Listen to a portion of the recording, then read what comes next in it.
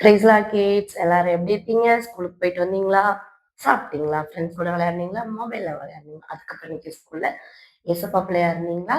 இல்ல காக்கா பிள்ளையா இருந்தீங்களா? கீழ்ப்படிந்தீங்க தானே? எந்த ஃப்ரெண்டு கூடயும் வீணா சண்டை போடல தானே? ஏன்னா நீங்க எல்லாம் நல்ல பிள்ளைங்க கரெக்டா? அப்புறம் ஸ்நாக்ஸ்லாம் சாப்பிட்டாச்சா? ஃப்ரெஷ் ஆயாச்சா? படிக்கிறதுக்கு ரெடி ஆயாச்சா? அதுக்கு முன்னாடி பைபிள்ல 10 வசனம் நம்ம எல்லாரும் சேர்ந்து வாசிக்கலாமா? நேத்து என்ன பார்த்தோம் நம்ம?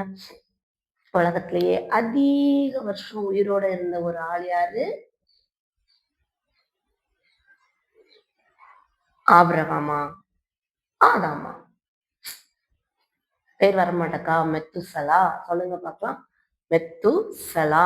அவங்க எத்தனை வருஷம் உயிரோட இருந்தாங்க பார்க்கலாமா? எனக்கும் மறந்துருச்சு. I am to a bad girl right? எனக்கும் மறந்துருச்சு. பார்க்கலாமா? 5வது அதிகாரம்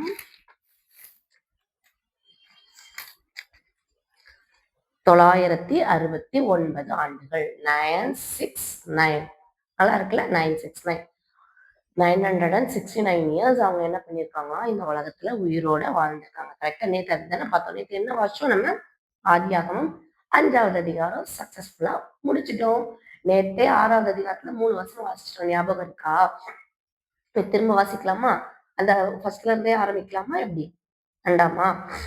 4ல இருந்தே ஆரம்பிக்கலாமா? ஓகே, நான் ரெடி. 1 2 3 சொல்லும் போது வாசிக்க ஆரம்பிக்கலாம். இன்னைக்கு வாசிக்க போற பகுதி ஆதியாகமம் 6வது அதிகாரம் 4ல இருந்து 4 5 6 7 8 9 10 11 12 13 4ல இருந்து 13 வரை. ஓகேவா? வாசிக்கலாமா? ரெடி? 1 2 3. ஆதியாகமம் 6ஆம் அதிகாரம் 4லிருந்து 13 வரை. அந்நாட்களில் ராட்சதர் பூமியிலே இருந்தார்கள். பின்பு தேவகுமாரர் மனுஷகுமாரத்திகளோட கூடுகிறதினால் இவர்கள் அவர்களுக்கு பிள்ளைகளை பெற்றபோது இவர்களும் ஆதியில் பெயர் பெற்ற மனுஷராகிய பலவான்களானார்கள். மனுஷனுடைய அக்கிரமம் பூமியிலே பெருகினது என்றும் அவர் இருதயத்து நினைவுகளின் தோற்றமெல்லாம் நித்தமும் பொல்லாததே என்றும் கர்த்தர் கண்டு தாம் பூமியிலே மனுஷனை உண்டாக்கினதற்காக கர்த்தர் மனவருத்தப்பட்டார். அது அவர் இருதயத்துக்கு விசனமாய் இருந்தது. அப்பொழுது கர்த்தர், நான் சிருஷ்டித்த மனுஷனை பூமியின் மேல் வைக்காமல் மனுஷன் முதற்கொண்டு மிருகங்கள், ஊரும் பிராணிகள், ஆகாயத்து பறவைகள் வரைக்கும் உண்டாயிருக்கிறவைகளை அழிப்பேன்.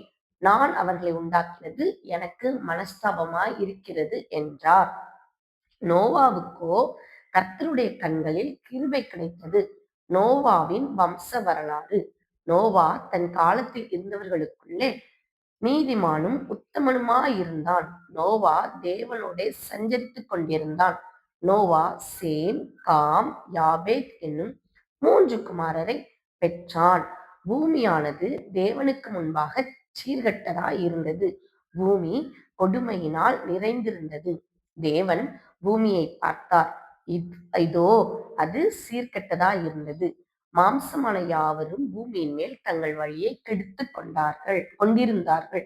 அப்பொழுது தேவன் நோவாவை நோக்கி, மாம்சமான யாவரின் முடிவும் எனக்கு முன்பாக வந்தது. அவர்களாலே பூமி கொடுமையினால் நிறைந்தது. நான் அவர்களை பூமியோடு கூட அழித்து போடுவேன். ஆமேன். இன்னைக்கு இதுல 2 விஷயம் பார்க்க போறோம். சரியா? ஒண்ணு, தாம் பூமியிலே மனுஷனை உண்டாக்குனதற்காக கர்த்தர் மன வருத்தப்பட்டார். கர்த்தர் என்ன பண்ணாங்களாம்? மனசு கஷ்டப்பட்டாங்களா? ஐயோ, நம்ம இவனை படைச்சிட்டோமே, இவனை படைச்சிருக்கவே கூடாது, ஏன்டா படைச்சோம் அப்படிங்கிற மாதிரி அவங்க மனசு என்ன பண்ணிட்டாங்களாம்? கஷ்டப்பட்டுட்டாங்களாம். நீங்க கூட ஒரு பெண் வாங்கிட்டு அந்த பெண் ஒழுங்கா எழுதலைன்னா கையை வச்சுட்டு, சி, இதை எதுக்கு நம்ம வாங்கணும், 30 ரூபா கொடுத்து வாங்கணும், எழுத கூட மாட்டேன் அப்படின்னு சொல்லியிருப்பீங்களா? அதே மாதிரிதான் கர்த்தர் நம்மளெல்லாம் இந்த உலகத்துல படைச்சு வச்சதுக்கு ஏன்டா இவங்களை படைச்சோம் அப்படின்னு மன வருத்தப்பட்டார். உங்களை நினைச்சு என்னைக்காவது ஆண்டவர் என்ன நினைச்சிருக்காரு? ஒரு உதாரணத்துக்கு அந்த பிள்ளை பேரு ஜாய்ன்னு வச்சுக்கோங்க. ஜாய்ன்னு யாராவது இருக்கீங்களா? ஜாய்ன்னு வச்சுக்கோங்க. ஜாய், உன்னை படைச்சதுக்காக நான் ரொம்ப சந்தோஷப்படுறேம்மா அப்படின்னு கர்த்தர் சொல்லியிருக்காங்களா? ஏசப்பா சொல்லியிருக்காங்களா? சி, உன்னை படைச்சதுக்காக நான் ஏன்டா படைச்சேன்னு நினைக்கிறேன் ஜாய் அப்படின்னு சொல்லியிருக்காங்களா? அப்படி உங்க பேரை வச்சு நீங்களே சொல்லி பார்த்துக்கோங்களேன். ஏசப்பா நம்மளை படைச்சதுக்காக என்ன நினைச்சிட்டு இருப்பாங்க? சந்தோஷமா இருப்பாங்களா? வருத்தப்படுவாங்களா? துக்கப்படுவாங்களா, துயரப்படுவாங்களா, வேதனைப்படுவாங்களா அப்படின்னு நீங்க ஒரு நிமிஷம் நீங்க ஏசப்பாட்ட கேளுங்க. ஏசப்பா என்ன படைச்சதுக்காக நீங்க இப்ப என்ன ஃபீல் பண்ணிட்டு இருக்கீங்க? நான் உங்க மனச கஷ்டப்படுத்துறேனா? அப்படின்னு கேட்டு பார்க்குறீங்களா?